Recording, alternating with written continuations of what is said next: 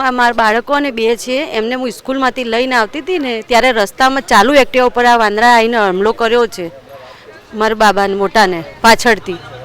હા, અને પછી એને બહુ બ્લડ આવતું હતું એટલે અમે એને તાત્કાલિક દવાખાને લઈ જઈને એને સારવાર કરી, વેક્સિન બધું અપાઈ અને પછી હું એને ઘરે લઈ આવીને પછી ખબર પડી કે મારો ફ્રેન્ડ છે ને એનો બાળકને પણ સાંજે સ્કૂલથી આવતો હતો ને એને પણ એને માથે પર હુમલો કર્યો છે.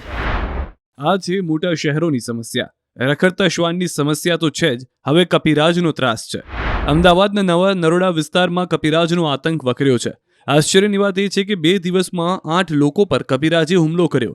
આ વિસ્તારમાં શુકન એપાર્ટમેન્ટ, આદિનાથ સોસાયટી, પંજરી સોસાયટી, આકાશગંગા અને પ્રહલાદ રેસિડેન્સીમાં લોકો પર વિફરેલા કપિરાજે ત્રસ્ત કરી દીધા છે. રહીશોના મતે કપિરાજ અચાનક આવી જાય છે અને લોકોને બચકા ભરે છે, ક્યાં તો હુમલો કરી ઘાયલ કરે છે. અત્યાર સુધીમાં આ વિસ્તારમાં વન વિભાગે 2 કપિરાજને પાંજરે પૂર્યા છે. જોકે રહીશોના મતે હજુ પણ કેટલાક ત્રાસ આપતા કપિરાજ છે જેમને પાંજરે પૂરવા જરૂરી છે. આ તરફ રાજકોટમાં રખડતા શ્વાનના આતંકથી રહીશો ત્રસ્ત છે. શહેરના વોર્ડ નંબર 1ના રહીશો શ્વાનના આતંકથી ત્રાહિમામ પોકારી ઉઠ્યા છે. કોઠારિયા વિસ્તારના જૂના ગણેશનગરમાં લોકોના મતે દરરોજ 1 થી 2 લોકોને શ્વાનના ભોગ બનવું પડી રહ્યું છે. આવી જ સ્થિતિ વોર્ડ નંબર 18ની પણ છે, જ્યાં છેલ્લા 15 દિવસમાં આ ત્રાસ વધ્યો છે. QR કોડ સ્કેન કરો અને ડાઉનલોડ કરો ન્યૂઝ 18 એપ. મેળવો ગુજરાત અને દેશ દુનિયાની પળે પળની અપડેટ્સ.